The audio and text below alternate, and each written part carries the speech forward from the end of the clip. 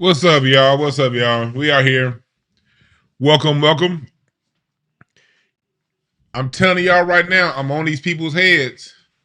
These people who are not of our culture, and those of us and those who are of our culture but off code.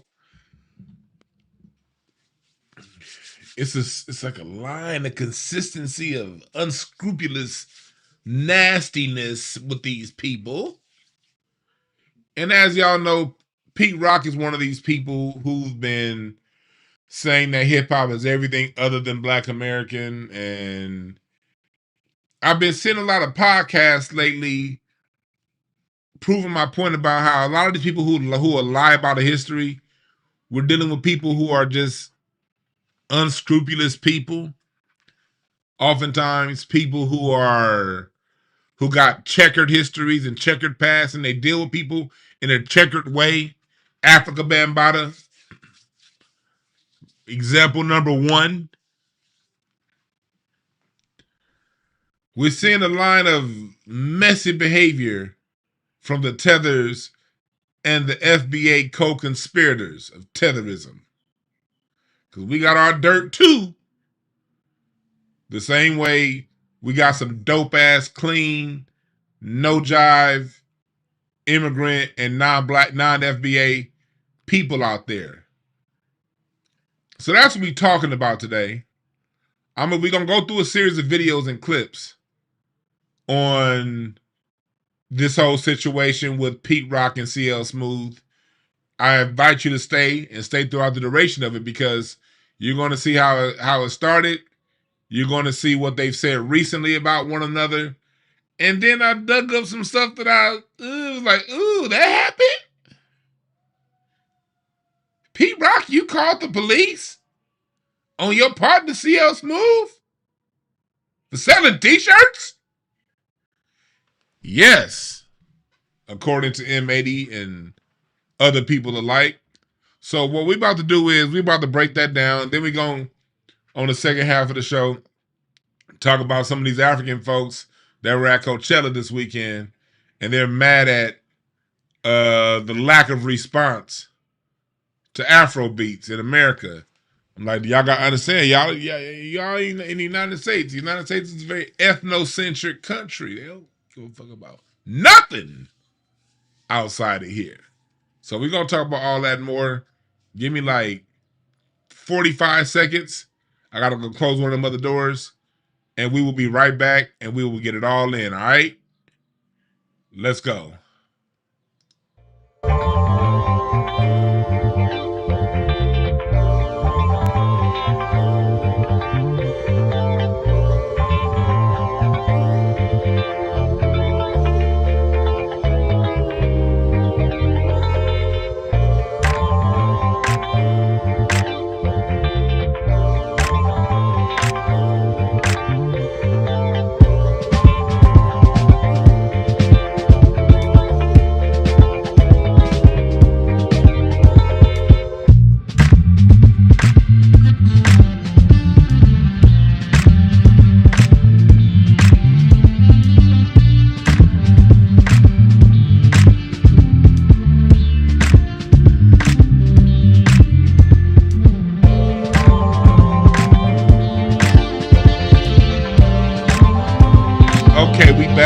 We back.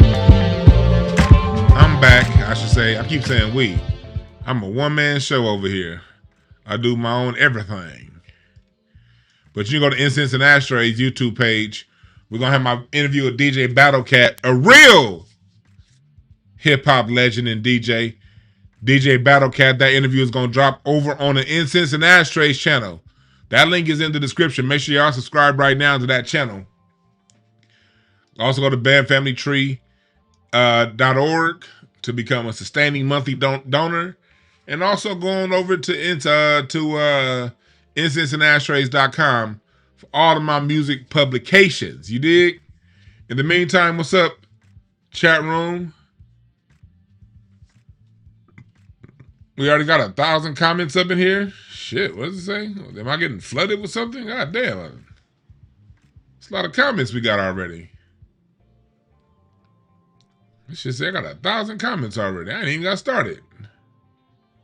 I don't know what the hell's going on. But what's up, Mogul Maze? What's up, everybody? Devin, Artist Life. Salute to everybody that's up in here, all right? So, let's talk about it. What's up, Sherelle? What's up, Kay? We're gonna get into it right now. So, let's get into how it started. How it started. I saw this clip right here from Joe and Jada, and I'm so glad that they are over on Netflix now. That way our goddamn algorithm ain't gotta be flooded with this bullshit. Thank God they're Netflix. Keep them. Keep them. But this is how it all got started. This is one of the last Joe and Jada podcasts that they did before they went on over to Netflix. Thank God.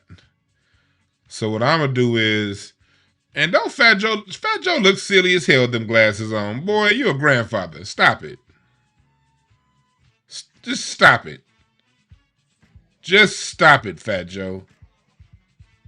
Let me get myself a screenshot of this so I'm not playing their video. But Fat Joe need to stop it. What? We having sci-fi. Let me see here. Let me put this. Let me give myself. I should have did this already, but I should have given myself a screenshot so I don't get a strike. On talent. And people said, "No, I forgot. How did that fall apart?" And there we go. Is it to the death? Like at the lean back. Let me see. Here we go. You know, in this business. 1 second. Like when you come across different personalities, but you match with one talent. Here we go. Sorry about this, y'all. Like, I should have already had this, but I know that sometimes these places be sending out copyright strikes when you play the actual video. So y'all can wait about 10 seconds for me to put this screen up over top of it, so I don't get a motherfucking strike. Here we go. Here we go.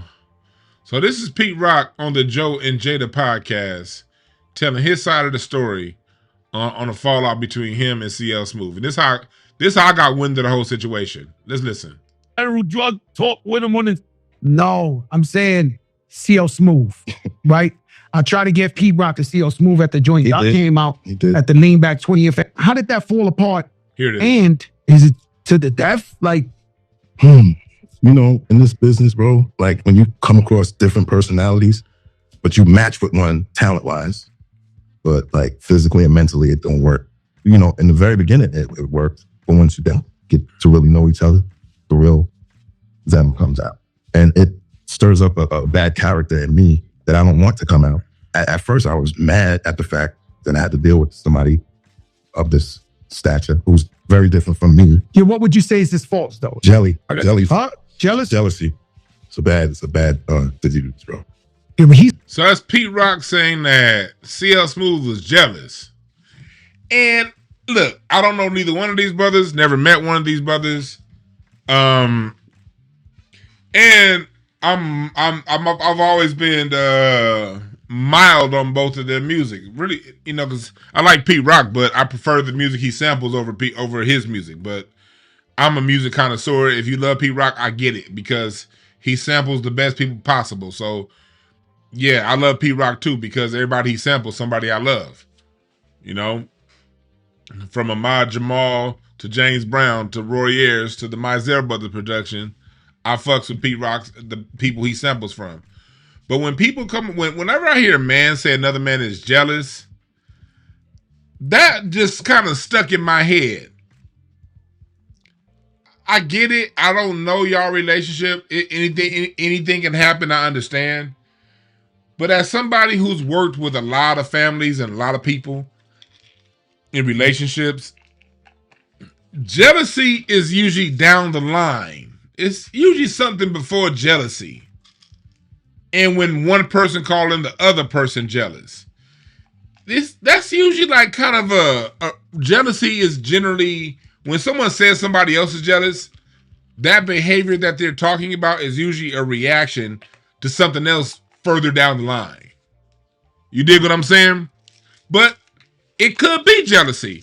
I don't know. And maybe that truly is how Pete Rock feels. Pete Rock probably truly feels that way. I don't know. I'm just saying that right there sort of threw me off. Jealousy?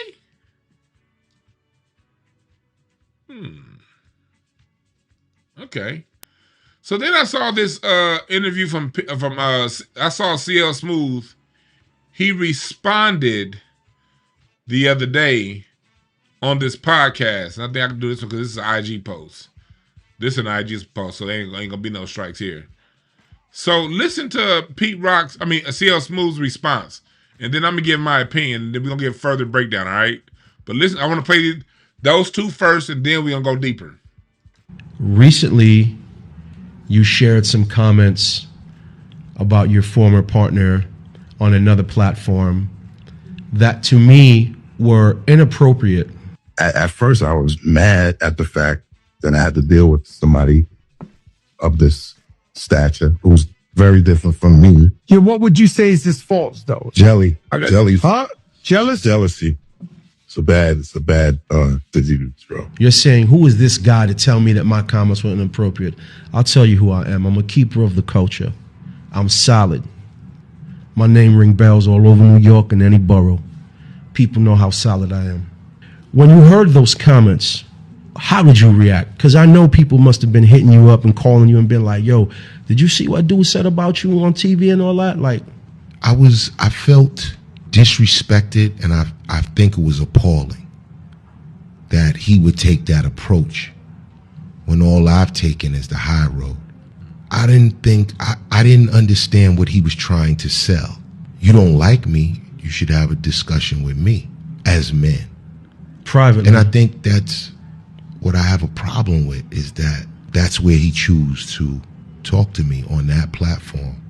And that's why I wanted you to share your thoughts. And, you know, I had played with not asking you this because I don't like to use my platform for controversy or for clickbaits or for negativity.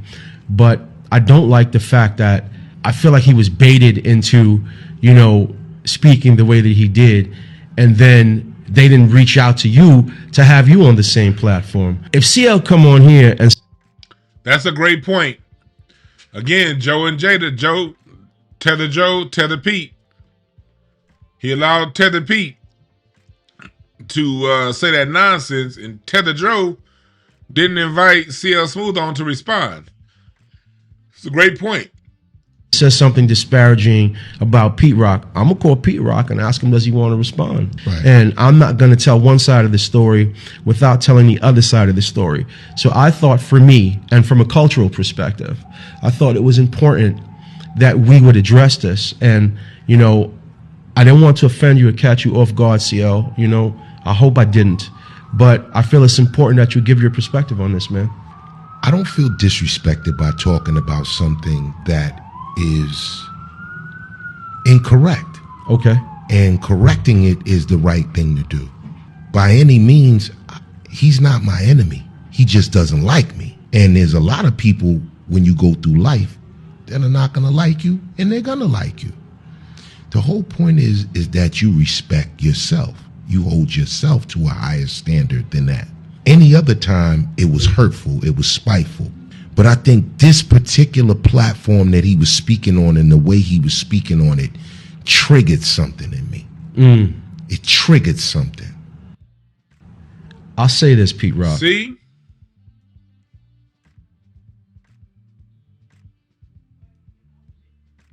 There's nothing about it, right, Red Blitz? I don't see anything that about jealous about CL Smooth. I've never really even heard CL Smooth really talk on Pete Rock. And crazy thing is, the thing that got me to following CL Smooth on IG was CL Smooth history posts on Black. Like he had some dope Black History Month posts, and not even just Black History Month. CL Smooth drops a lot of knowledge. He truly is part of the knowledge sector of hip hop. That's what I've always have appreciated about CL Smooth's music. That's what I always have appreciated about it. But I'm not speaking as a fan of anybody. I'm not speaking as somebody that hates anybody. I'm just talking about this from an objective perspective. CL Smooth does not come off like a jealous person. And he also has a lot of knowledge. And then, so I saw that, but right here, this is where it gets interesting.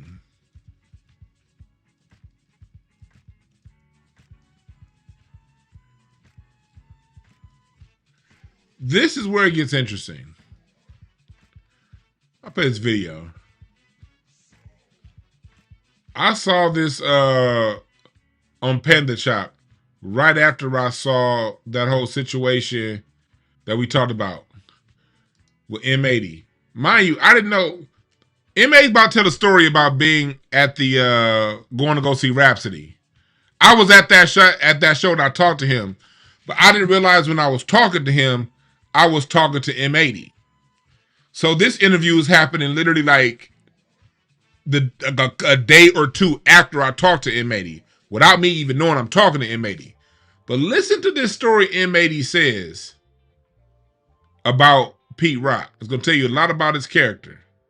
Back and forth between you and Pete Rock at the beginning of this year, he had posted a comment, I think on one of your videos or something, and said, "This dude is a huge clown." And you said, yes, when we were face to face, you backed down as expected. Just because you couldn't beat me in business nor physically doesn't make me a clown, Peter. Now go call Corrupt and cry more about it. Because that's what he would do. And then Corrupt would call me and be like, Pete Rock just called again. Says you're still talking shit. Come on, you got to respect Pete. He's the elder. I'm like, Corrupt, I don't have to respect anyone just because they're older than me. I give respect where it's due. Pete tried to ruin me, and everything, we caught him in the lie, and that's that. Fuck Pete Rock. You and Corrupt, like a dickhead, told me that Pete had apologized, and Corrupt was like, next time you two are around each other, like, it's cool, like, shake his hand in the whole nine. And then I tried to, and then when Pete, Pete was like, get the fuck away from me, I'm 80. Wait, and then, but then, Went to Asia a few weeks ago, invited me to go see Pete in LA, and I was already going to see Rhapsody. Rhapsody was filling in for Jizza. Jizza had canceled last minute at these shows at that was at the Blue House of Blues. That's that Blue so, Note. but you also wrote that, like, in this caption, even Funk Flex was able to uncover the truth about Pete Rock being the original Tekashi 6ix9ine and calling the cops on his own partner in rhyme, CL Listen to Smooth. this. Yes. Why would you say that, Pete though? Rock called the cops on CL Smooth when they were on tour together for selling merch, and I don't even think it was a my dispute. Pete was like, I didn't give you permission to sell merch bearing like our name. And y'all heard that? In case you didn't hear that part, let me play that part again. On CL Smooth when they were on. Yes. Why would you say that, Pete though? Rock called the cops on CL Smooth when they were on tour together for selling merch, and I don't even think it was a my dispute. Pete was like, I didn't give you permission to sell merch bearing like our name.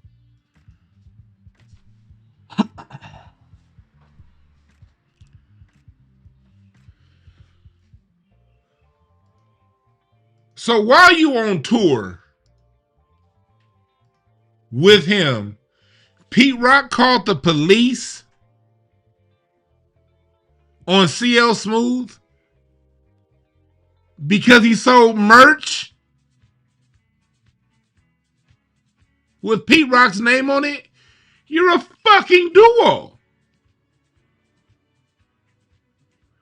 This is what I mean about character issues, y'all. Anybody that could sample all of this American music and say hip hop is Jamaican, you have a bad character issue. And when you see people with these egregious lies that are openly willing to tell egregious lies and stand on it, a lot of times we'll take that personal, like, you're lying about this particular topic that I care about. Yeah, that's true, but what's even a bigger truth is that kind of a slime ball is just a slime ball. And they just happen to be a slime ball in the area that we are intersecting right here. And that's the history of hip hop. I'm not calling Pete Rock a slime ball, but what I am saying is that's a very slime ball move. How in the hell do you call it? He called the police. Y'all remember that? Y'all remember House Party? And she was like, Walter, what you doing? And he was like, calling the police. Because they was having a house party next door. Y'all remember House Party? I'm calling the police. And that's what Pete Rock did. Be like that. And you know what? When they were on tour together in Europe, because See How Smooth pressed the merch, it was. This is what it is. This is M80 saying it in about a year. Same story about it. It says 5 months ago. Listen to the same story 5 months ago. He ain't lying. He said the same goddamn story twice. Like, you've been on bullshit, bro. Like, you called the police on your own partner, and everyone's like, "Whoa, what?" I'm like, "Yeah, he called the cops on." We're saying that. What? Yeah, he called the cops on See How Smooth when they were on tour together in Europe, because See How Smooth pressed the merch and was keeping the money, and like, and P Rock called the cops on him, and then Funk Flex went and fucking like verified this shit, and then See How Smooth spoke on it, like, yeah, this happened. Like, I don't know how this M80 dude knew the shit because I wasn't there. And he's talking about, when he said about Funk Flex, he's talking about this episode of Funk Flex. And y'all should go back and watch. I'm not gonna play the whole 20 minutes. But listen to some of the stuff Funk Flex had to say about Pete Rock. Say what a rotten person I am, and a DJ, and this, that, and I'm taking payola and everything. So he wanted to give his opinion of me on his platform, and now I'm taking my platform to give my opinion of him. And a ton of things. A ton of good records. You want to upkeep hip-hop, and you were all for hip-hop and preserving the culture, but you didn't write your own bars. Oh, Funk Flex is saying Pete Rock didn't write his own bars. Huh. Almost like him not making his own music. Got a problem with me saying that, DJs? Sometimes when I get people commenting, I have a lot of respect for DJs. So I don't ever want me to say this. I don't ever want this to come off the wrong way when I talk like this, because I don't ever want it to be muddy the waters of the level of respect that I have for DJs. But sometimes DJs get out of line thinking that they're the music. No, you're not the music. The music is what you choose to sample and play. That's the music. Now, if you create your own music, if you sit on that keyboard and play it, if you write the drum arrangement out and the bass arrangement, and then yeah, that's yours. But if you're taking somebody else's hard work, sometimes it takes a musician, a band, days, weeks to figure out how to resolve a transition from part A, from the verse to the bridge. Sometimes, and then you'll come in, Pete Rock will come and sample a bridge of a song that sometimes took weeks for the producers to hammer out. He not only does that, but he doesn't write his own lyrics. You, my friend, are a buffoon. So, what year was I in? 1990? 92? 93? 92? 30 years ago. So, you put out an album, an amazing album, by the way, which you didn't write your bars. He kind of went in further into it. I'm sorry, Grand Pooba wrote your album bar. 10 blocks. You know they were, so when you were in the car, were you in their car? Were you in the front seat? Were they smacking you in the back of your neck? What were they doing? What were they saying to you on the way to the chemical bank for you to put your card in and take out your money and give it to them? Did they ride you back home? Did you get back in the car with them? Did you buy them something to eat? Did you? You went to the ATM. Like a punk. That's right. He took your money. Or is this what you're talking about, people taking his money? I'm just looking at my notes, man. Keep stuff, and then they send the police to your house. What type of guy is that? Let me see here. And I'm going to tell you something, man. And I'm going to just say this the best way I can. Sometimes when a person has a partner and knows, hey man, they might pull him over. He may have something in that car. They might go up in that apartment and they may know where you keep stuff. And then they send the police to your house. What type of guy is that? And you talk to me about the game and integrity. You have none, my friend. He sent the police to somebody's house? God damn. The word is called hip hop. Emphasis on hip. If you are 45 to 50, there's nothing hip left. Now, it's not my fault. Well, I'm not going to play too much of that. Go back and watch the Funk Flex on Forgotten Kings TV. But what we have here is a consistent line of low character behavior. And we got to call this out because why does it matter? Because Pete Rock is one of those people at the front of saying hip hop is anything other than Black American. But is that like how hip hop is Pete Rock? You calling the police on your partner selling merch, and then you go on Fat Joe and Jada's show and tell the world that, oh, y'all not together and making music anymore because he's jealous? Well, he wasn't that jealous for y'all to be on tour together. Who's the jealous one? The one calling the police for selling merch? Or the one running the Fat Joe and Jada saying, no, I don't work for him anymore because he's jealous? I'm telling y'all, man, these people that are on the outside, on the fringes of our culture, we got our own culture, man. And I thought about that because Pete Rock is somebody just the other day. You see how, first off, Pete Rock has James Brown's photo. First off, Pete Rock has James Brown's photo in his profile. Y'all see that, right? Y'all see the James Brown photo, right? He's someone that co-signed this bullshit-ass message by Isaac Hayes III that was talking about the Billboard Hot 100 and hip-hop. Man, Pete Rock hip-hop, since when did hip-hop give a fuck about the charts? Pete Rock is from that age and that era where you didn't pay attention to what the charts did because the charts and the culture are two different things.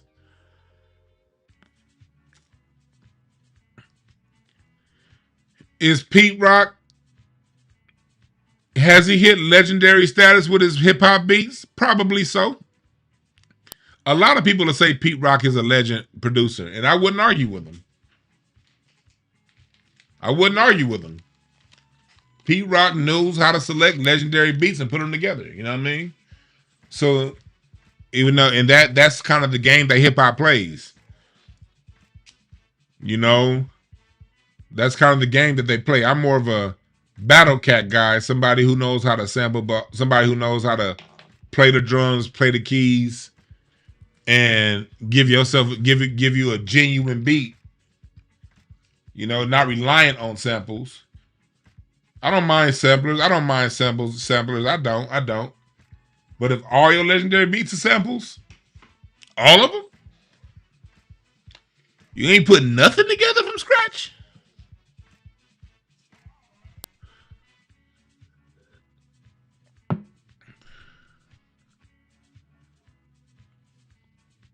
So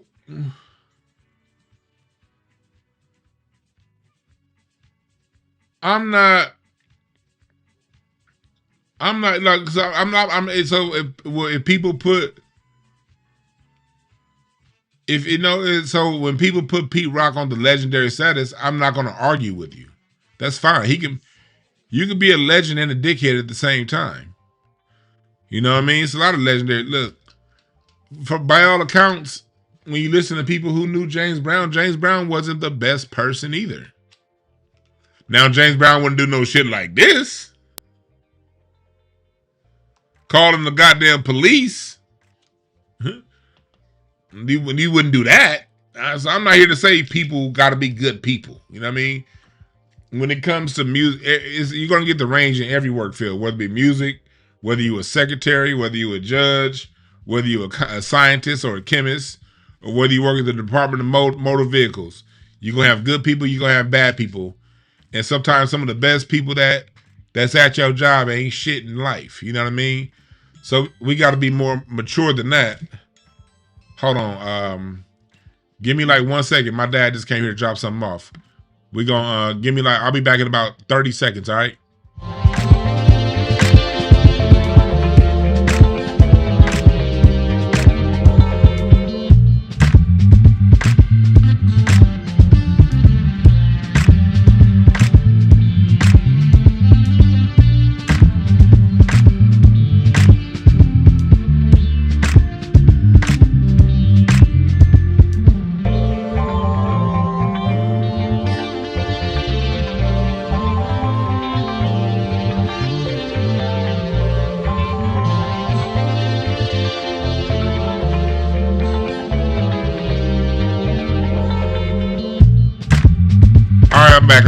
I'm back. Handling business. My dad just stopped through to drop something off. Salute to my father. I learned my lesson. I got my music lessons from my dad. My dad taught me where to go when it came to the music. You dig what I'm saying? So if y'all want to know about my music memory, give half that credit to my father, because he's the one that instilled the memories for me to remember.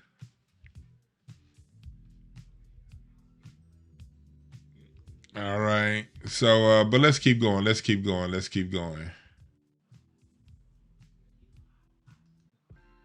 There we go.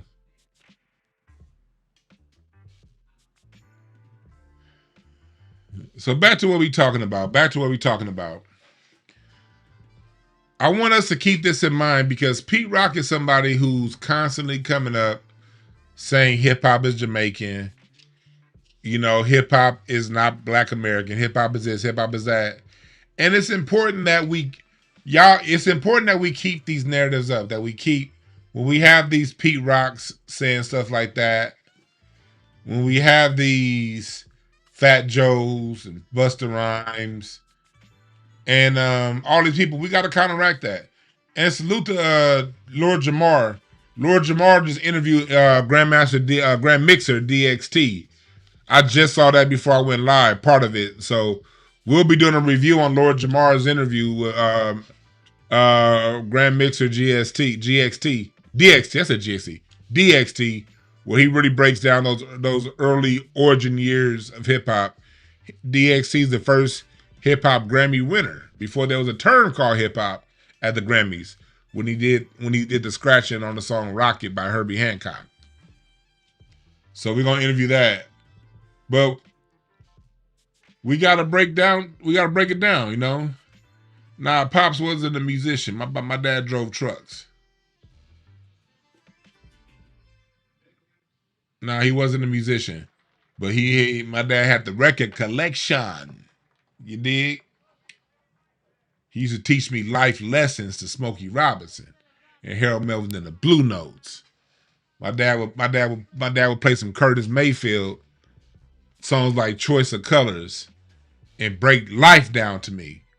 You know, how do you deal with people? How do you look at yourself? Then my dad would tell me life lessons to Curtis Mayfield. That's my dad. He wasn't a musician. My dad be playing this right here. Music that Pete Rock sample. See, that's the issue with y'all hip hop niggas. Y'all know the Pete Rock version of songs and not the real version of songs. You know what I mean? You had a choice of colors. Which one would you choose, my brothers? They're basically saying, are you gonna be black or are you gonna be a coon?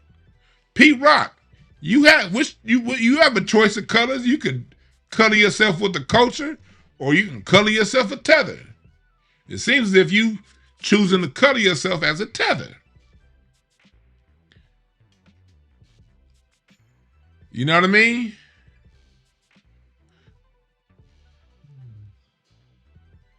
This is what Curtis Mayfield said. And I'm going to get right back to the topic. Curtis Mayfield said, do you respect your brother's woman friend and share with black folks not of kin? You dig what I'm saying? Who told you to love your black preacher? Do you respect your brother's woman friend? And share with black folks not of kin. People must prove to the people a better day is coming for you and for me. With just a little bit more education and love for our nation will make a better society. That's how my dad raised me. He talked to me about life and character through Curtis Mayfield tunes. Can you talk about character to your kids through how Pete Rock is moving? There's a standard that used to be in our music that's gotten really compromised over the last 30, 40 years that we got to get back to as a people.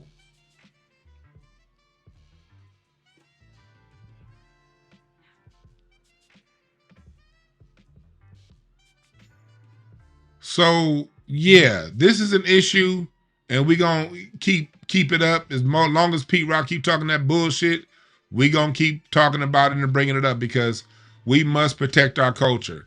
And this is how we protect our culture.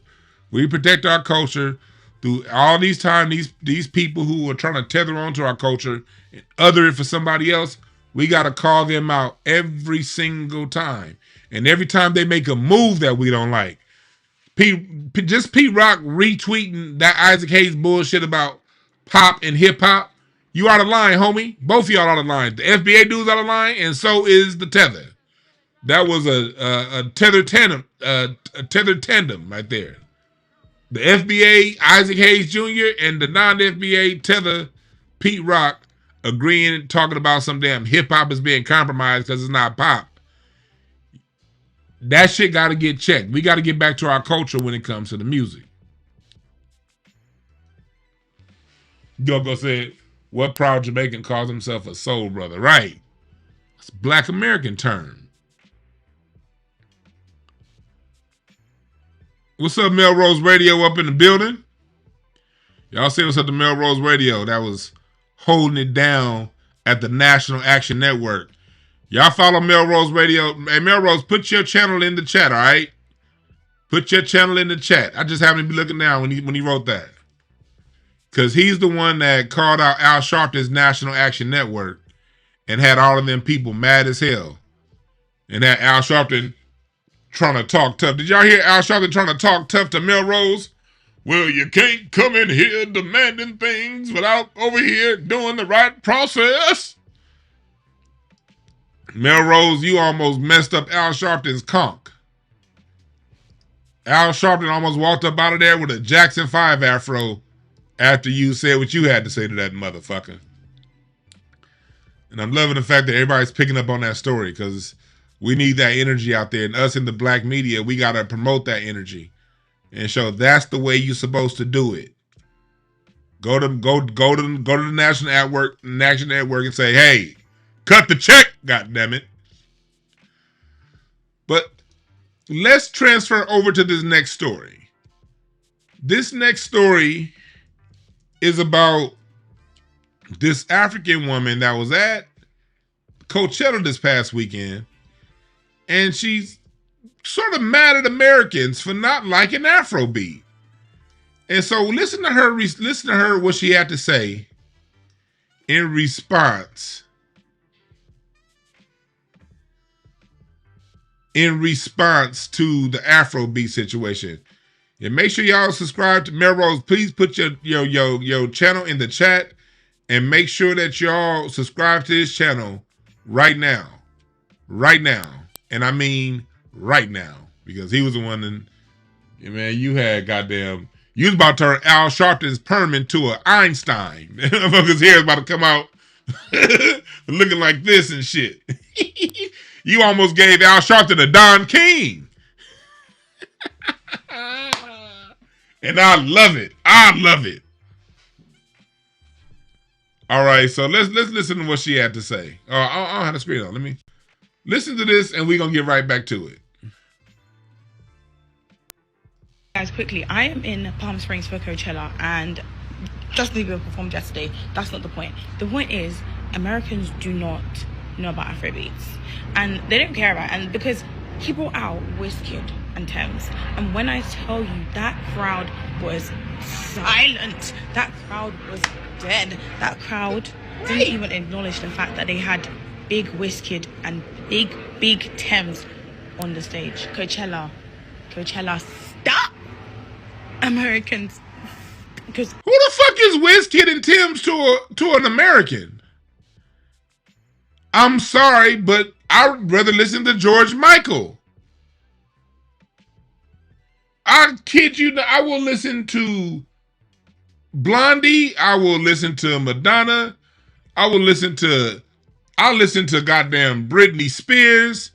I will listen to Taylor Swift before I listen to Kid Wiz, where the fuck his name is. Let's keep going. I'm demure with it. So I was like, oh, what? Damn, it's kid. I was thinking it was gonna go off. When I tell you, nothing. Crickets. Please, Justin Bieber, just redo that whole thing in London, in the UK. Please. Guys, quickly, I am in.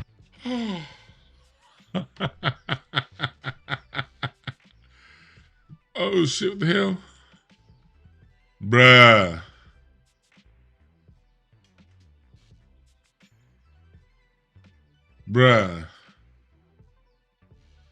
We not listening to that. Let me go back and break this down line by line. All right, let me break this down line by line, shall we? And salute to Brooke. This wasn't even gonna be a topic, but I saw Brooke's Twitter, and I was like, oh hell no, we gotta talk about that. Salute to Brooke. Brooke, this is your fault. If you watch it later on, Brooke, this is your fault that we talking about this. So y'all blame one of my mods, Brooke, for bringing this bullshit to our table. All right. Guys, quickly, I am in Palm Springs for Coachella, and Justin Bieber performed yesterday. Let's start off with that. She's out there for Coachella. Personally, and look. I know a couple black folks that have gone to Coachella, but first off, Coachella is not for black people. That is not our shit. Larry said I like my music with deodorant.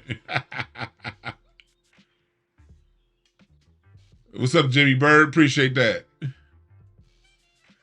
But first off, let's just start with Coachella. Coachella is not for black people. Let me show y'all where it's at. First off, that's like their shit.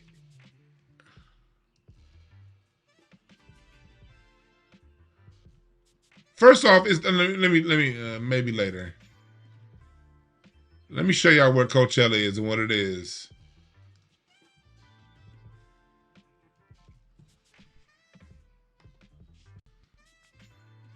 Coachella happens every year, and first off, I'm not going to Coachella because it sounds like a venereal disease. It does. Coachella sounds like something you catch when if somebody smashed a dry hooker. That you caught the Coachellas. That's another reason why I ain't going. That sounds like some disease that you catch. You catch the Coachellas if you drink after somebody who ain't clean. But check out this lineup. Does this lineup look like anywhere a black person need to be? Now, I know Beyonce. Some of y'all be like, y'all might be saying, "Well, Beyonce did Coachella. Outkast did Coachella." And yeah, when Beyonce did it, that was the only time black women went. Black dudes didn't go to that shit. Hell, even when Outkast did Coachella, niggas was like, "I love Outkast, but yeah, nah." Y'all can hate all y'all asses out there with the white folks. But those Beyonce, those were aberrations. This is a typical Coachella lineup. 9 Inch Noise, Sabrina Carpenter, Fleshwater, Justin Bieber. Does this look like an audience that black people need to be around, chat? Chat room. Chat room. Do y'all need a bigger screen? Let me give you a bigger screen. This is the lineup. Does this look like anywhere niggas belong? Why are you even here?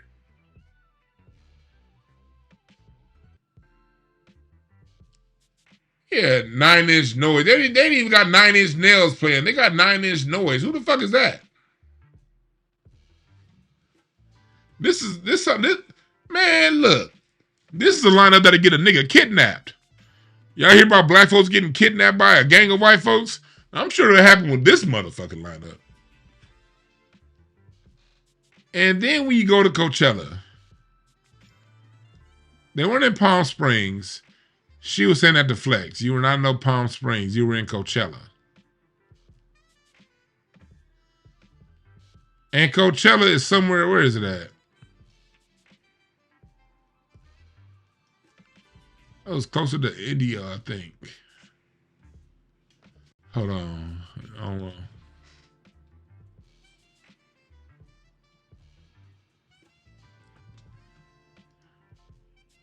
Yeah, I was right. I was in the right space.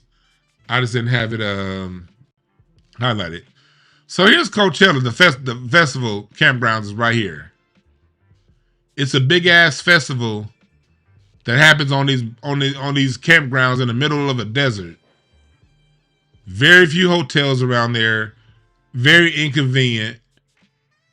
And this is where it happens. Look how far from LA that happens. LA is way over here. So yeah, you're talking about 2.5 hours outside of LA is what you're talking about. So first off, the first strike is she's at Coachella. That's the first strike. Let's keep going. That's not the point. The point is Americans do not know about Afrobeats. And they don't care about it. And because he brought out Wizkid and Thames. And when I tell you that crowd was silent, that crowd was dead. That crowd didn't even acknowledge the fact that they had big Wizkid and big Thames on the stage. Let me tell you why. Because you were in an mostly white, mostly non-black crowd. And the way for black folks, for them, that crowd, to like a black artist is if black Americans like them. When black Americans validate a black artist, then the white folks, that's how America works. She doesn't understand America. It takes black Americans to give you your cool. Once we give you your cool, then they like you. Now, Africans and a lot of people have given Tim's and Wizkid their cool. But y'all don't have the cool to give. That's the thing. And it's no disrespect, but y'all don't have the cultural cachet to validate an act to those people. A black act. A black act got to be validated by the streets before y'all like it. That's why it was so important. That's why when they brought us Drake, they had Drake and Nicki Minaj go through Lil Wayne. Notice that. The tether acts that go big, Drake and Nicki Minaj both went through Cash Money. They needed that Cash Money. Without Cash Money, Drake would have never been nothing.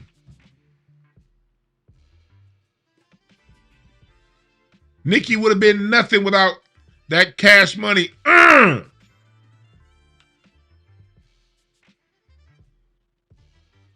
before that, Drake went through a J Prince.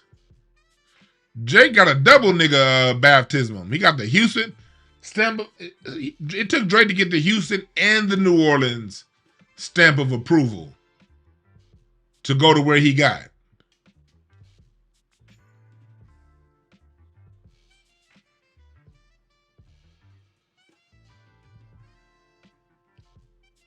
Yeah, Nicki was with Gucci first. It's like Drake was with J Prince first. They both started with they went from black to blacker. Not blacker. I won't say that. From black to black. They came in through black, and then once that Cash Money J Rap-A-Lot thing germinated, it took years.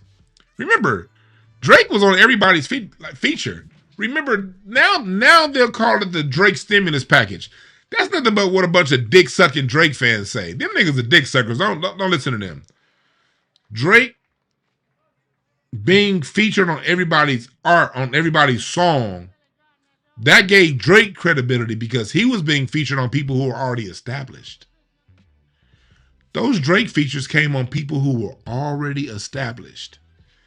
And their validation, it took years of Drake being on everybody's feature for him to be the Drake that we know of now. But Afrobeats never came through us. Now they use our music. They use our drums. And hell, Afrobeats, y'all owe dancehall a lot, because dancehall is the one, dancehall the ones that the Jamaicans, they're the ones who took our Black American instruments, bass, drums, keys, and then they are the ones that reformatted the beat for reggaeton and Afro beats to live off of. Remember that. You got to give dancehall is the branch that you come from. Niggas don't like dancehall like that. We like a dep on the street, they call it murder. After that, niggas ain't listening to dancehall. You got about 15 minutes of dancehall in the club on a night. And after about 15 minutes, niggas, if you get 15 minutes, after 15 minutes, niggas are like, all right, cool, now, where's the DJ Premier? But this isn't our shit.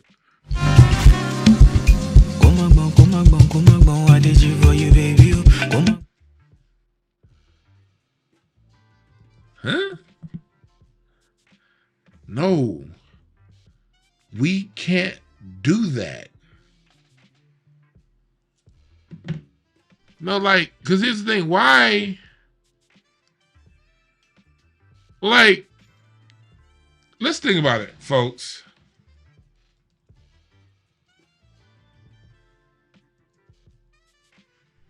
You can listen to this. How can you listen to that when you grew up on this?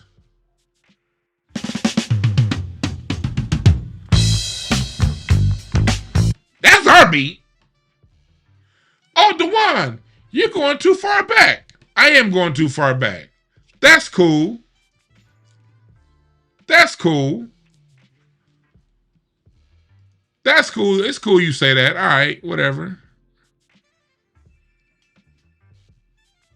Whatever. How about this? Y'all want us to like Afrobeat. We supposed to like this shit. And they all sound the same too. Ain't that the same as the last beat? So what? We supposed to put this down for that? We supposed to say, okay, we're not gonna listen to this anymore. We're not no more of this. Niggas, y'all too whack to dance. Y'all need to ease up off that damn or y'all split y'all pants and leave that up to my niggas, young fly niggas. So we supposed to sit that shit down for this.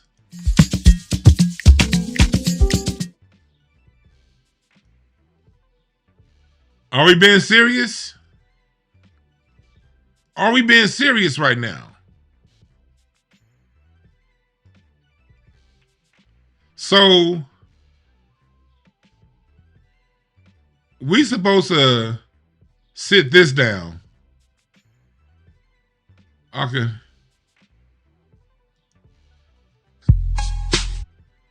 We supposed to sit this down? Real when you feel, don't even know them. Show them who's the okay. Like collard greens and hoe cakes, I got stole. That's something. We supposed to sit that down for this? You see with me. I'm a honey lady.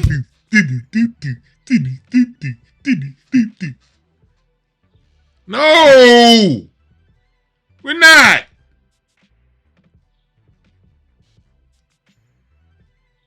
We're not.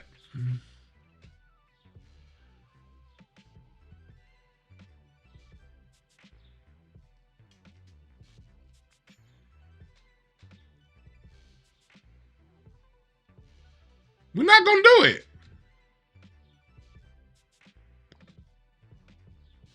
Niggas is crazy.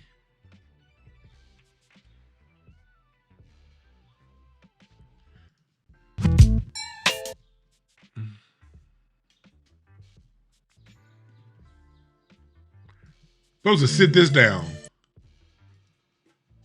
This is as close as the African we getting. Sit that down for some whiz kid. Let's sit that down for this. Love before you go do. Tonight you go do no. No, lady. No, that's not gonna happen. Why can't y'all just enjoy your music? You're not gonna get American validation from that. That's not our beat. That's not our rhythm. With everyone in America, everyone in the world has a distinct rhythm, a distinct beat. Every group, and it has to be respected. Every group on the planet, every culture has its own beat. And that's fine.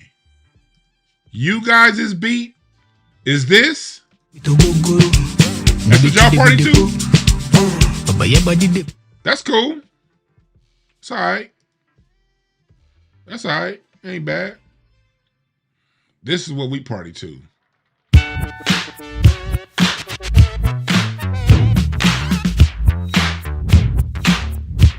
Dennis Chambers on the drums.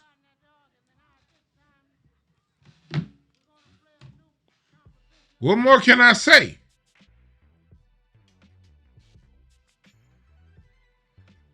It's like when you put the two next to each other, chat room. This nigga said Kunta Funk. I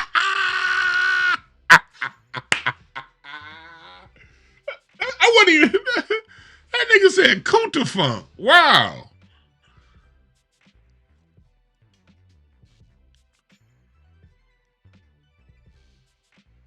It's like, y'all gotta be realistic. And it's no disrespect to y'all. But we created, y'all using our instrumentation. We just have our own beat. Y'all have y'all beat. And that's cool. WizKid, Tim's, they can sell out arenas worldwide. Y'all, I'm sure y'all can. This song was hot. This song was real hot. A lot of Americans even like this. You know why? You know why Americans like that? Because that was more of an American beat. It was more simple. Y'all played the Steve Arrington. We get the knees, but without the soul. That beat comes from here. That's our shit. That's our shit. Y'all took that drum pattern, WizKid and Tim's, and made this. That's the reason why we like that song. Y'all put an American rhythm on it. Y'all put an American rhythm on it. That's why we like that song. Because y'all gave it the Steve Arrington treatment. That beat always gonna last. That beat lasted for Money Ain't a Thing. That beat went in for Kendrick's song that he did, Reincarnated. That beat went with. But can you put the two rhythms together? Can you even put them in the same world? Even though they use the Steve Arrington, can you even put them rhythms in the same? It's like it was a watered down version of our shit, so we like that song.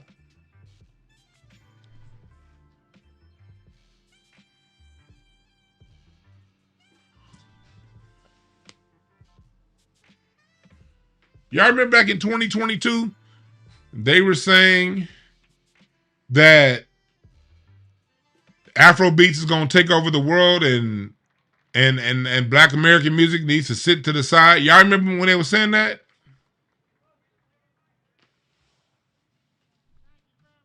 It's not happening the way they thought it would. And that's okay. Music is supposed to be regional. It's supposed to be. Music is supposed to be local.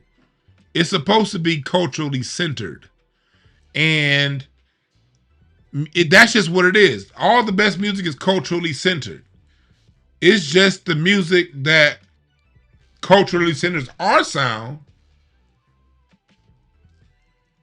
the world likes. This is just the Black American sound. It ain't our fault the world like it.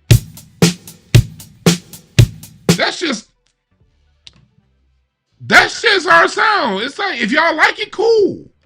But it's not a competition. You dig what I'm saying? It's not a competition. You know, it's just that It's the fault. it ain't our fault. The world love that shit. You know what I mean? That's just what it is. It's not our fault the world gets off their ass when they hear this. You know what I mean? When they hear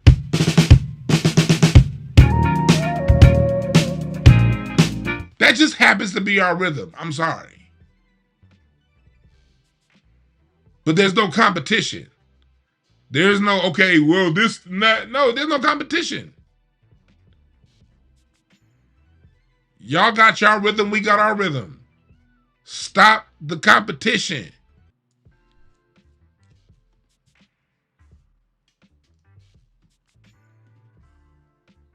Coachella, stop, Americans.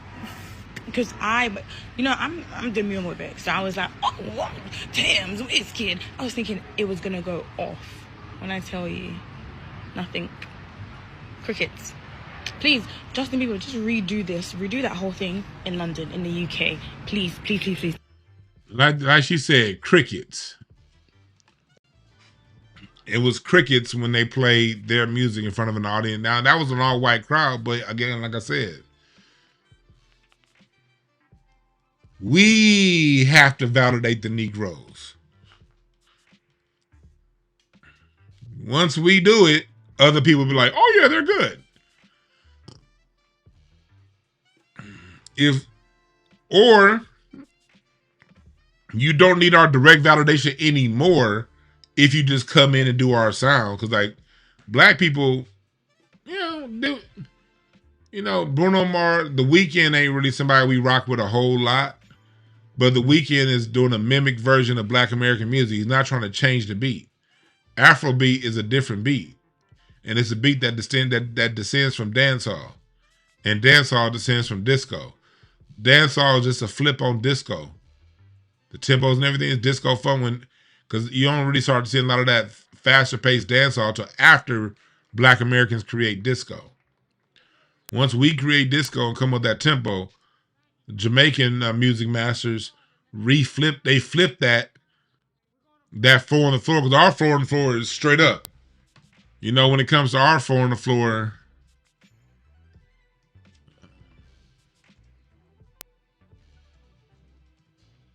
let me see here. Let's play a dancehall classic.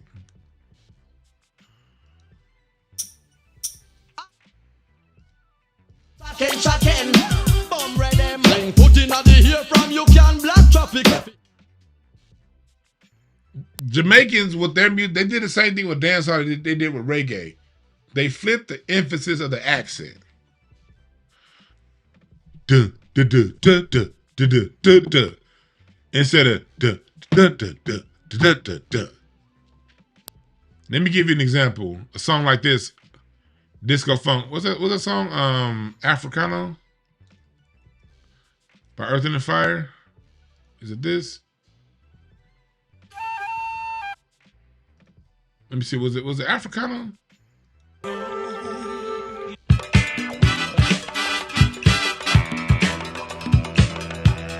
That's the American division. Da da da da da da da da. The dancehall vision is to flip it. Da da da da da da da da da. Similar kick action, similar snare action, different emphasis on the accents.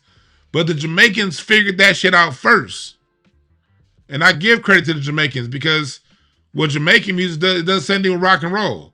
It does an eighth note walk, but instead of the eighth note walk being on the downbeat, it's on the accent is on the upbeat instead of the downbeat. But it's still the eighth note walk of boogaloo and blues that they're playing. They just change the rhythm, and it works for them. You don't hear Jamaicans going around saying, the Americans don't like our dance hall. They don't like our dance hall. Because all the Jamaicans I know, for the most part, got strong, other than Pete Rock, they got strong cultural pride outside of Pete Rock. Jamaicans be like, nah, this is our shit. They're not coming to us saying, why don't the Americans like it? Oh no, why don't the Americans like it? No. Nah, the real Jamaicans, man, get they beef patties and dance hall and have a good time.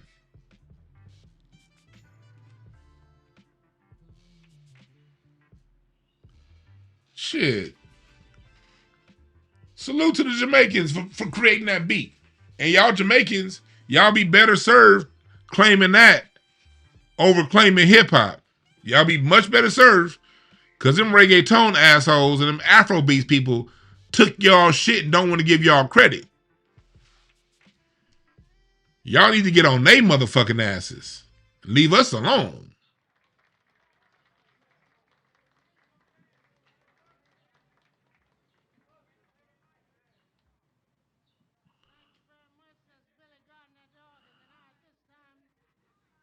He said she's British. Cultural. So she's double confused. I don't know, man, because like the Jamaicans that live here in LA, when I be telling them the shit that Pete Rock say in Jamaica, they be like, huh? Ain't that many Jamaicans in LA, but for the ones that are, all the Jamaicans and Haitians that I know in LA, they straight Jamaican. They cool with us, but they are too entrenched in their own culture to want to take from us.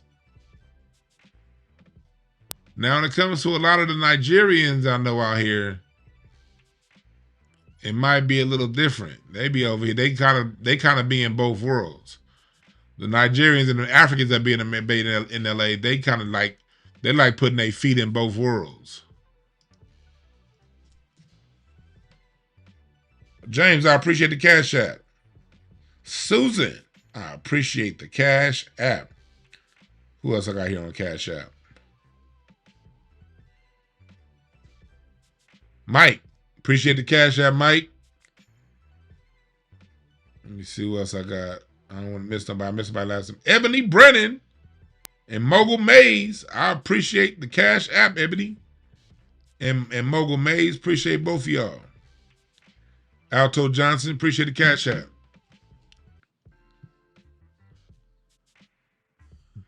So y'all see what it is, people. Hell yeah, Jamaicans be cool in the motherfucker. Them Jamaicans be over in the Leimert Park chilling with the Pan-African. And the Pan-Africans in LA, that's what another thing. The LA Pan-Africans ain't that bad. They be in, the LA Pan-Africans be in the Leimert Park, the Jamaicans, and everybody kind of get along. It ain't no real nothing.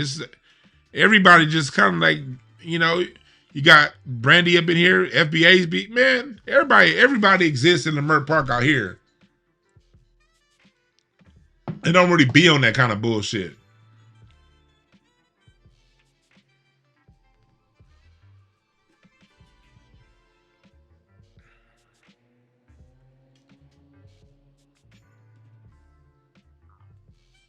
But y'all see what it is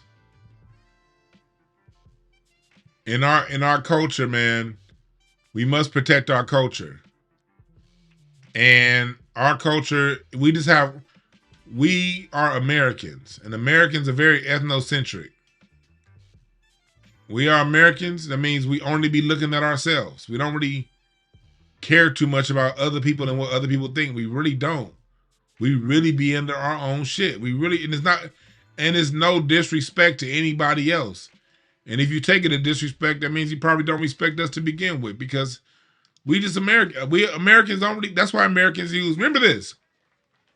That's why Americans use the imperial system instead of the metric system. The metric system makes 1,000 times more sense than the imperial system. But America still teaches the imperial system miles instead of kilometers, gallons instead of liters. Why? Because we don't give a fuck about the rest of the world. We Americans, Jack. We only learn one language in this country, English. That's just what America, for better or for worse, that's what America is.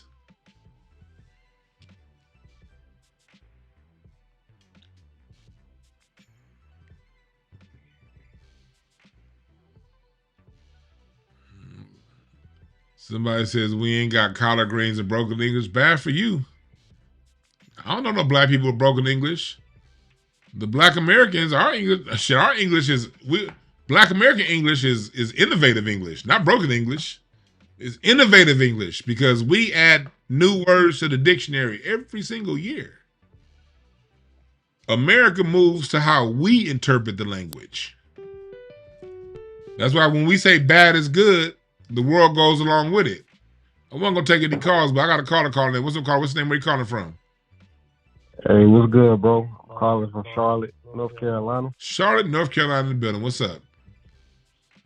What's good, man? I just wanted to call in to ask, you don't like Afrobeats? You don't like Fela Kuti and Tim's and them? Why should I? Well, Afrobeat and Afrobeats are two different things, but Fela was doing it, what Tim's doing, two different things. But nah, what's why you like you like Afrobeats?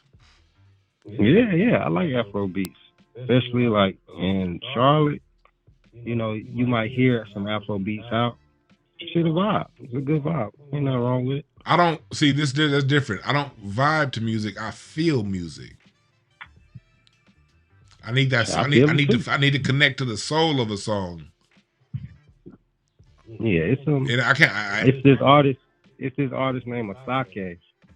He pretty dope. He got this album with Wizkid.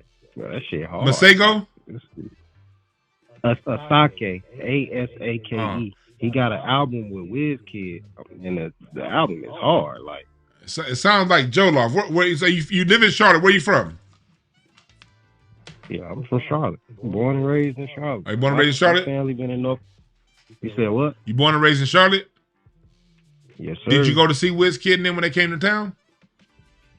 Nah. Why not? If it's that good.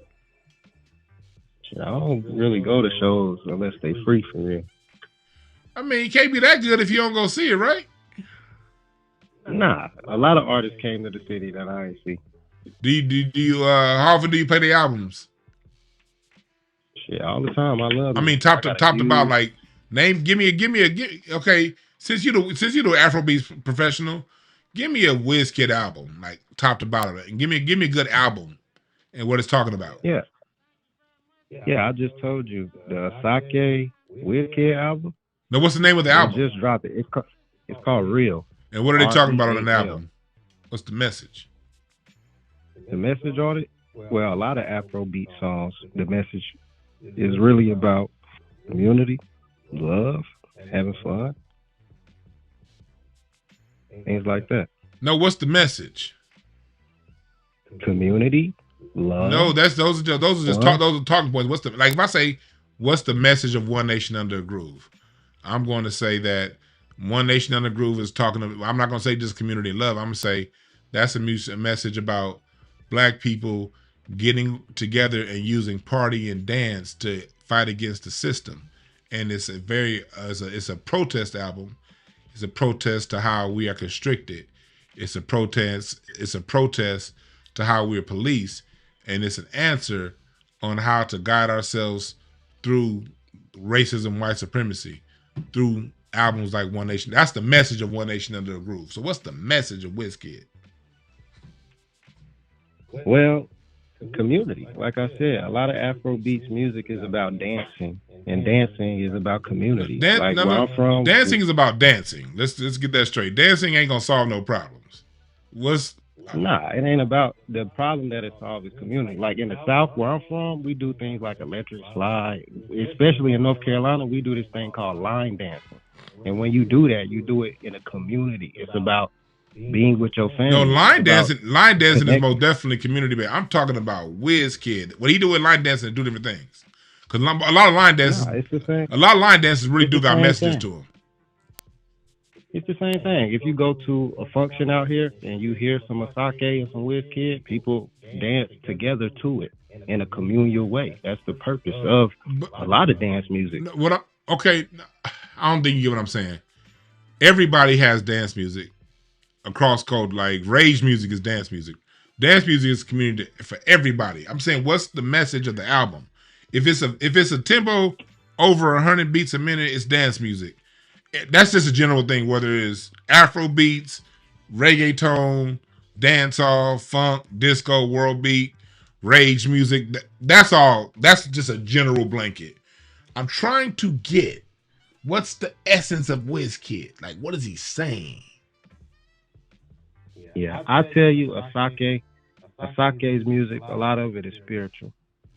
And a lot of music that Asake is putting out is about becoming closer with your spirituality. That's good. You call the creator. But I want to get back to WizKid. Okay, Asake is about I keep hearing WizKid. And WizKid was at the Hollywood Bowl last summer. And I saw a lot of people went to his show. I didn't go to it. But I'm trying to figure out, what is this dude doing? What is he? I feel you, OG. I think a lot of times what it is the younger generation and the older generation. Nah, don't play that, because I'm all into current music. Don't do that. We ain't about to do that. Okay, so we ain't about to do that. Okay, if you in the current music, I bet you if you cut on that album, bro, you would like it. If you like good music, you know what I'm saying? No, you can't hate on I just played it. I don't like none of that shit. I don't like the beat. Okay, well that's no, but we're not about better in that generational shit. I went to go see Buddy last week. He's out of LA, R&B artist in his early 20s. Dope music. Now I'm not talking about an age thing, because some of my family, bro, like they not into West African cultural things. The older ones, the younger ones, since we grew up. Afrobeats was being played when I was in the clubs every night, but we didn't like that shit. When my club years, you got about 10 minutes of Afrobeat, and niggas was like, all right, yeah, next. You saying in the 90s? I was in high school. I was in elementary school in the 90s. What the fuck you talking about? I wasn't partying in the 90s. Oh, you saying the 2000s? In the 2000 teens. Talking about 10 years ago. 2010. Okay.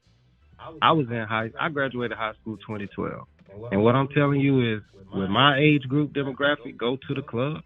If some Afrobeats come on, they not leaving, bro. They dancing to that shit. Of course you're not going to leave. You pay to get in. But what I'm saying is, you got about 15, 20 minutes of Afrobeats? And then back to what? No, they're dancing to it. Yeah, just like my generation, we dance like we had about 15 minutes of Jamaican music that we had danced to, and we had about 10 minutes of Afrobeat music that we had danced to.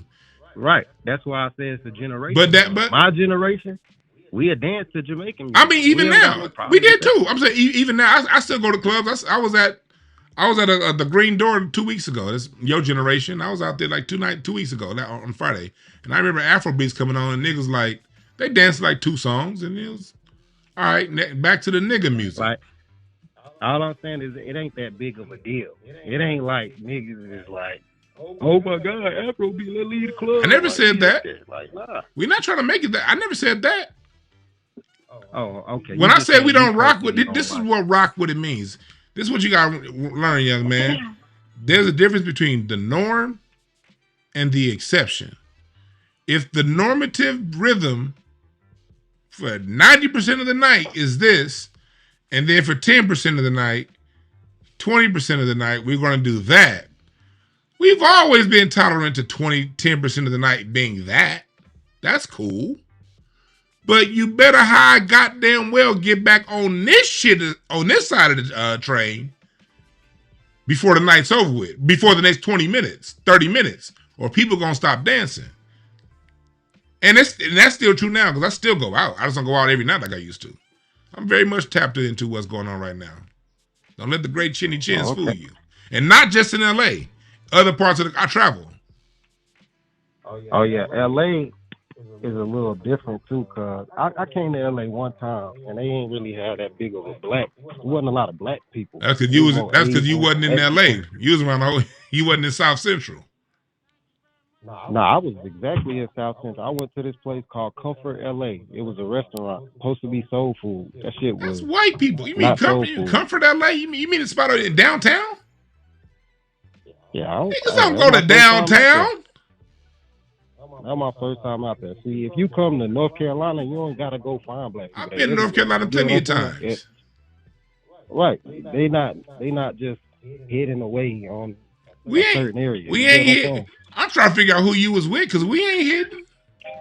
No, maybe it wasn't. Especially 10 years ago. 10 years ago, LA, it was way more black people in LA 10 years ago than now. No, I came in I came 6 years ago, 2020. Oh, you came during the pandemic. Niggas was nobody was outside during the pandemic. It was right before the pandemic. The day I came, when I left, Kobe had passed. Okay, yeah, you was around. Weekend, Kobe passed. You must have been around a bunch of weirdos then if you weren't around black people. Shit. Come on now. But now, thanks for giving us a call. Thanks for giving us a call, man. No problem. No problem. Yeah, we're not about to make this a generational thing now. No, I'm still very much so tied to the streets.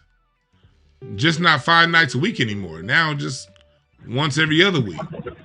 Once every third week these days. But no, like he said, they gonna play some Afrobeats every 3 or 4 Afrobeat songs, and then it's back to the nigga music.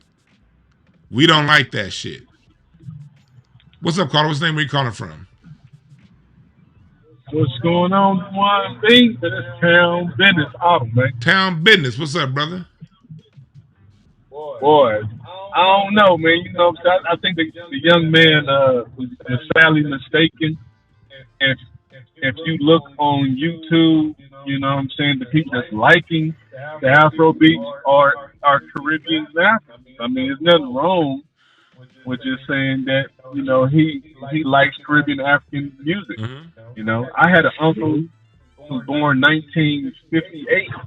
And the only thing he liked to listen to, and he from Oakland, California like me, was Jamaican music, Rasta music. Mm-hmm.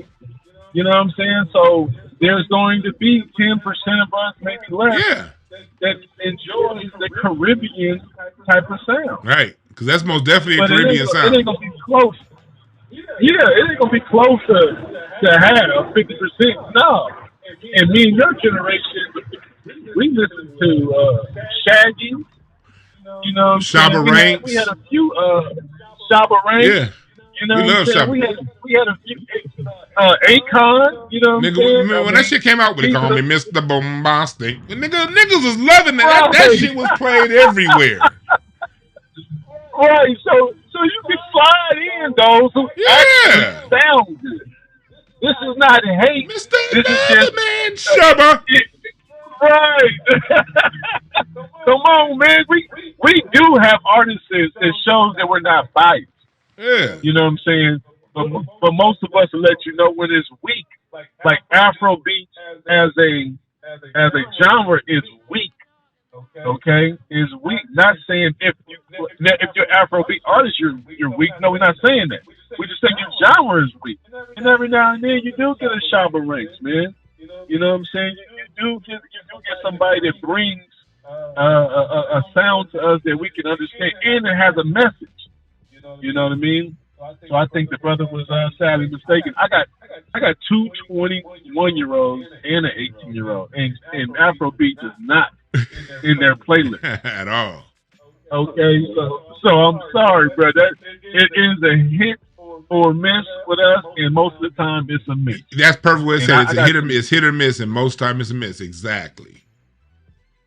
Period. And I got Ghanaian friends, I got Nigerian friends, you know what I'm saying? I go to the masjid, I'm around Africans all the time, and when they start playing their music, I'm sitting down and watching them enjoy theirs. Mm-hmm. You know what I'm saying? I'm not like, turn that stuff off. You know, I'm not a hater. That's someone's culture and reflection of their environment. Yeah, that's now, their you gotta ask yourself. Right, that you should ask yourself, does this reflect my environment sound? Yeah. Just like East Coast in West Coast rap is different because why? Right. It's a whole different environment. Right. So some people on the East Coast, we had a guy named Rasheed Wallace. Remember back in the days? Yeah. Before he had to make a song about Rasheed Wallace, and he on the East Coast, dissing the West Coast music. Mm-hmm. So we have a genre that's produced from our environment. Right. And it's not about generation, it's about environment. Right. And I think that's what you're not correlating. That's what he's not correlating. Right. Like, this is none of my environment sounds. I don't understand his flow, his culture, his antagonisms in the words that he's saying or his slang. I don't get none of this stuff. I don't get none of his references. None of that. like are you not understanding what music is at this point?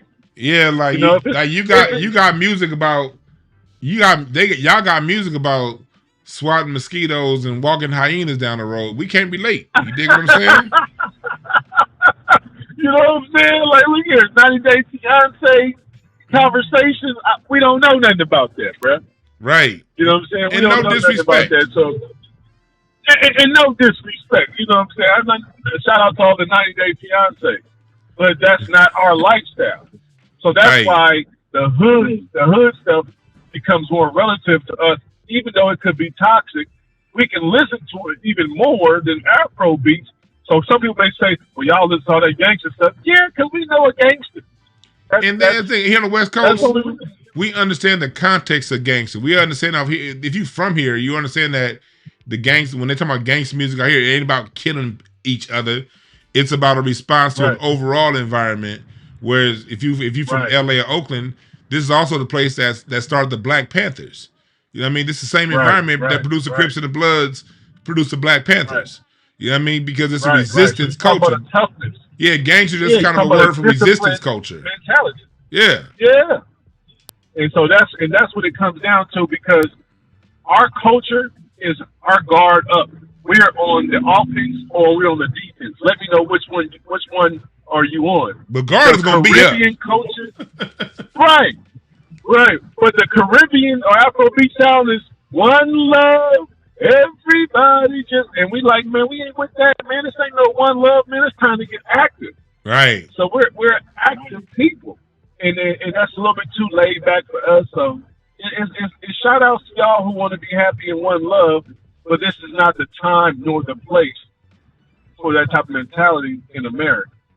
That's real talk, man. I hope we can get back to one love and love everybody, but I don't think that really is our vibe. Yeah. We still got some things to take care of. Right, man. Thanks for giving us a call, brother. Oh, no problem, man. I'll holler at you later. Yes, sir. Yeah, man. It's like, and here's the thing when it comes to Afrobeats. Are y'all writing any music about ICE right now? Y'all should be. The same way you hip-hop niggas should be writing about gentrification. The last thing I want to hear is a rapper talking about my block when your block ain't black no more. And if you're going to do some feel-good come-together music, God damn it, talk about ICE.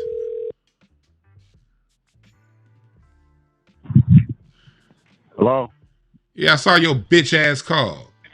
Hey, man, well, first of all, dog, greet me with some fucking respect, boy. Why? You don't deserve respect. Hey, man, I don't understand why they are trying to make us, well, I do understand why they're trying to make us like Afrobeats. Dog, if you make there's a water shortage and we ain't going to be able to shower next week? I'm sorry, go ahead. You're so fucking ignorant. But if you make a song and nobody likes it, nigga, make a better song. If you make a genre of music and we don't like it, improve it so that we can like it. Yeah. But until then, we ain't gonna like it. And as a person who was raised in the South, I ain't never seen no niggas line dancing no goddamn Afrobeat. I ain't never seen when it. he tried to say that they would line is the same as Afrobeats, is the same as line dancing, hell no. You know what I have seen? I've seen a bunch of happy, joyful niggas line dancing, and then the DJ try and slip some Afro beats into the mix, and niggas went right back to them seats and enjoyed their drinks. I've seen that. I've seen that. I've seen that in person. So nah, no. If you want us to like Afrobeats, make it jamming. Until then, we ain't gonna like it. Whether at Coachella, at the fucking Staples Center, at the Toyota Center, it don't matter where the fuck it is. If it ain't jamming, we ain't jamming. Right? One thing about us culturally, we're very honest in our response. And that's why even when it comes to a lot of the hip hop really post 2005, when they really took the dancing out of hip hop, that's why even like within, we'll have some dope club songs that played every night in the club, but you didn't see nobody dancing to it. Mm-hmm. You see niggas kind of maybe vibing out to it, like, yeah. But black folks ain't really danced outside of line dancing and what's coming, this resurgence we have right now. You remember, wasn't man, you'll be in the club. It's the music is dope, but when Drake and all that shit come on, ain't nobody dancing to that shit. Everybody's just kind of bobbing their head. Yep. Nobody's out there dancing no more. But if a song that came on worth dancing to, where it was produced to incite dancing, black people will dance to it. Mm-hmm. Yep. But we ain't fucking line dancing to no goddamn Tim's or Wiz Kid or whatever the other artists you kept bringing up. We ain't doing that shit. I don't know what they doing in North Carolina. I doubt that they're doing that. But we ain't line dancing to no goddamn Afrobeats, nigga. Because why? That's not even line dance. You can't line dance to that. Like Larry, like can you imagine like somebody they you talking about some line dancing? I don't see no black people. I just had a song pulled up. I was like, I don't see black people line dancing to this. This is Asaki.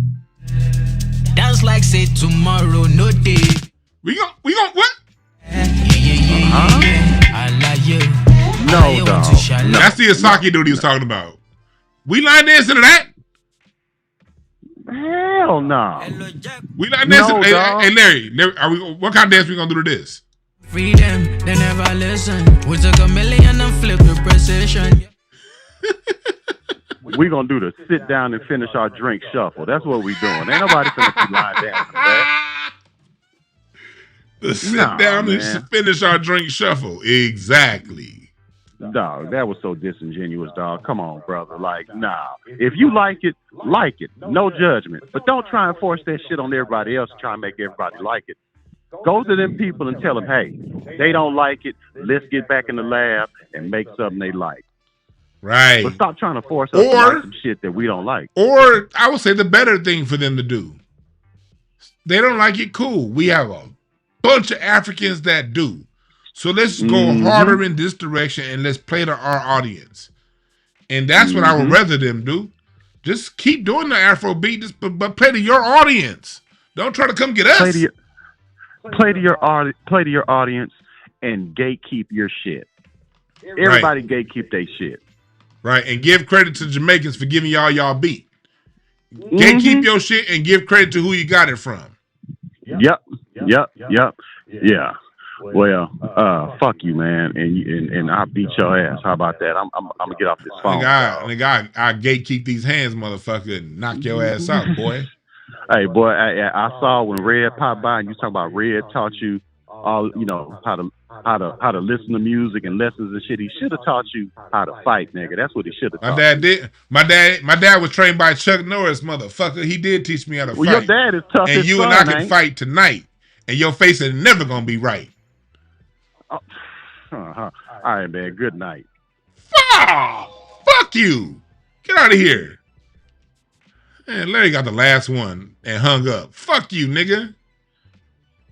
Gonna hang up before I got one more in. That was Larry weak ass.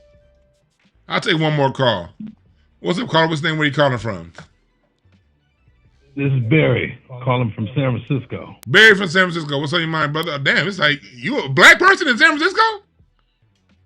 Yeah, I'm the last black man in San Francisco, man. Yeah, man, salute to you. What's on your mind, brother? I even got a business down on Market Street. That's what's up. Hey, y'all, we got a black man living in San Francisco here calling us in. I feel special. What's on your mind, brother? I had a question. I went to do a super chat and it failed. It didn't go through. But the super chat, what I wanted to ask was, because you talk about how the industry took away our instrumentation from our music. And what I was wondering was, at the same time the industry did that to our music, say R&B and so on and so forth, what did they do to country music, to rock and roll? It seems they didn't take the instrumentation out of that. So I'll drop down and hear what you got to say. Appreciate that. That's a good question. That's a great fucking question that he has. I'll answer. What they did. This is what they did. See, with country music, they did keep the live instrumentation, and the reason why they kept the live instrumentation in country music and rock is because that's what draws people in. The live instrumentation is what makes us connect. They wanted us disconnected from our music first. They still got to make their money, or at the time, they still had to make their money off country and rock. So there's no rock, there's no country at the time without a live band. You're not going to put that on the machine because it would take away all the feeling. The same way when you watch a movie, if you notice when you watch a scary movie, they're not going to have a machine doing all the sounds. It's going to be a real orchestra back there going doom doom doom doom doom. It's gonna be a full orchestra playing those little sounds and shit because the live band is what we connect to. And they wanted us as black people disconnected from the music because with our music, we was using soul and funk as militant music. We was using that to fight against the system. We was sending messages through the music, and it was those live instruments that was giving us the vibe to accept the message directly in our subconscious, even if we didn't even know we was getting the message. Most of the time, we didn't know we was getting the message. Like, you have songs like Earth and the Fire, Mighty Mighty, where they're literally talking about we are the mighty people of the sun. Like, they're literally talking about we are the mighty people. It's telling you about walking around and how to live your life and talking about what's going wrong in your life and how you need to spread your love for a brighter day because we're the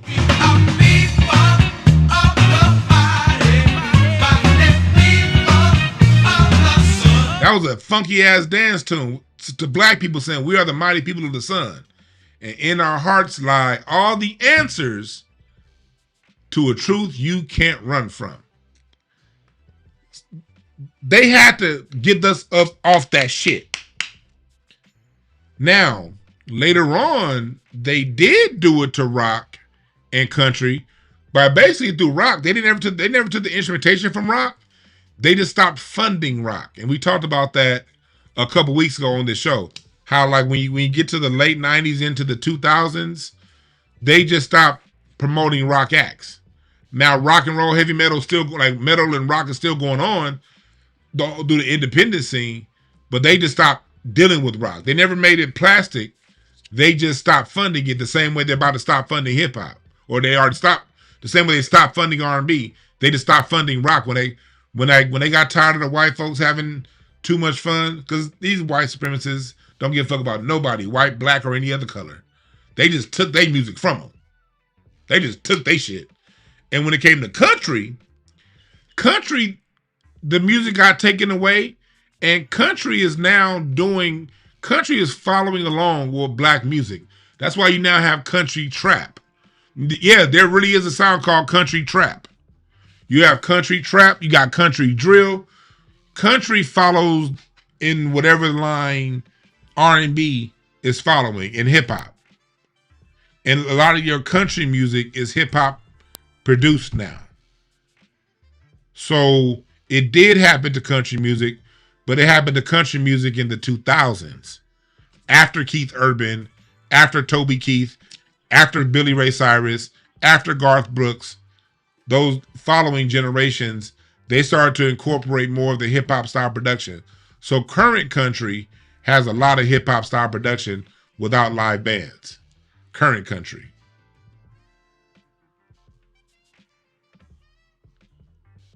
But it happened to us first because of our connection in music and what music does for us. They had to turn our music into poison and into a trap. They had to turn our music into a trap. And they did that first by taking the live instrumentation away.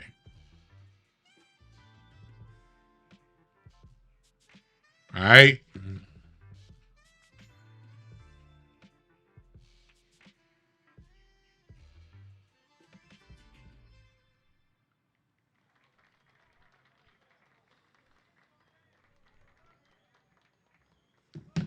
All right.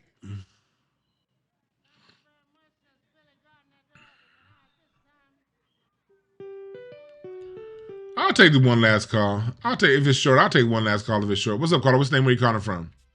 Hey, what's up, B? Just Ty down in Florida. Ty in Florida. What's on your mind? Yeah. Just proving to your your knowledge. I had a question. Well, this is a statement basically.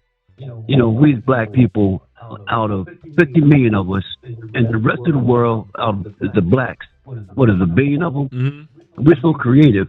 I mean, if it wasn't for you, I wouldn't go back into the library of music. I've been digging on Isaac Hayes, and Isaac Hayes said something about the strings, and you had mentioned that back a couple of years ago when I was rocking with you.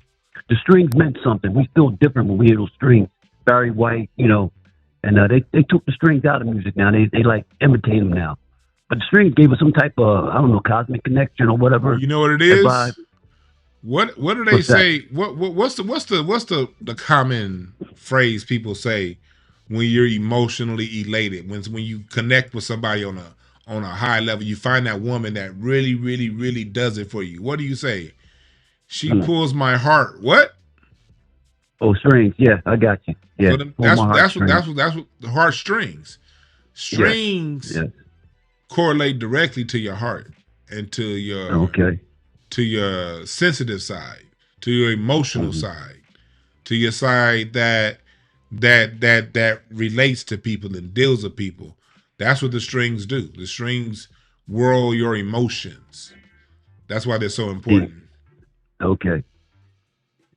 That's why so many Isaac Hayes and Barry White songs had some. That's why they call Barry White the love song master. His song will start. He will start with him and Isaac Hayes. You getting 64 strings off the top. Wow, definitely, yeah, they're heavy, bro, heavy, definitely, man. Yeah. Even Nat King Cole. A lot of people didn't like black people and wasn't rocking with him, but he was a hell of a dude. You know what I mean? For music, he was a jazz man at first. We was rocking with him. We was rocking with Nat King Cole. Okay, because I've been seeing some comments because I've been playing his music and I've been reading some of the comments and said, a lot of young people don't know about him because Yeah, Nat King Cole is who Marvin Gaye wanted to be like. Yeah. Okay, he was like, Isaac Hayes said he was the first one cool. He was when you look at Motown and cool, Stax, everybody at Motown and Stax wanted to be Nat King Cole. Okay. Smokey Robinson wanted to be Nat King Cole. Stevie Wonder wanted to be Nat King Cole. Everybody wanted to be Nat King Cole. That's how powerful he was. He was that guy. Yeah. Okay. But like I was saying though, out of the billions of Africans over there or melanated people, and we're 50 million probably, a little more, and we're so creative, and we are the blueprint, and people got a problem with that. Out of all the music genres we created, and I had a conversation with a motherfucker one time, excuse my language, some Caribbean dude. I was like, he's a nurse. He got a little, he's making payments on a home and a Maserati. He mentioned that. I come over here, and the black people, he didn't want to say lazy, but, I feel where we're coming from. But I was trying to explain to him that we did that. And the entertainment industry made it so easy for people to get money in the sports. They got out of the economic, as far as the books wise, because we had a lot of intelligence, And anyway, I was telling them, put your accomplishments up against ours and see, let's read the list down, and kind of study them up, though, you know what I'm saying? Yeah, but they always come over here with, it's okay. looking down on us. It's okay to be tired after you built the nation. You know what I mean? It's okay to be tired after you built the nation. Yeah. Now we got to get, a lot of us got to get up on it, but this is why I said to people like that, and I'm gonna let you go. Comparing your best to our worst. Compare your best to your best. Give us your Michael Jordan. Give us your James Brown. Give us your Michael Jackson. Give us your George Washington Carver. Give us your Frederick Douglass, and then let's compare our middle to your middle and our poverty to your poverty. That's how you do it. Wow. Okay. All I right, feel you, bro. man. I You have a feel good you. one. You too, man. Yeah. That's all you got to say. Compare your best to your best, your mid to our mid, your worst to our worst. Our worst is maybe dealing drugs, but our worst is dealing drugs and they're going inside and they're shitting in the toilet with running water, a toilet that a black American invented. Okay? The running water toilet. Your worst is shitting on the side of a road. So our middle is living in an apartment building with 2 cars, all the amenities, but they probably only have $200 in the savings account. Your middle, we don't even want to go there. Okay? That's why we gotta get up out of that. That Bobby Brown watch all the Afro beats. That's true, easy eye. But yeah, just everybody stay home. Everybody just be cool with what they got and leave us alone. That's all we got to do. Stay cool with what you got. Leave us alone. All right. Thank y'all again for listening. We might do a late night live tonight. Be on the lookout. It's not guaranteed, but we might do a late night live tonight. I'll see how I feel. If I do a late night live, it'll be 10 or 11 p.m. Pacific time. All right. If I do one, but y'all have a good one.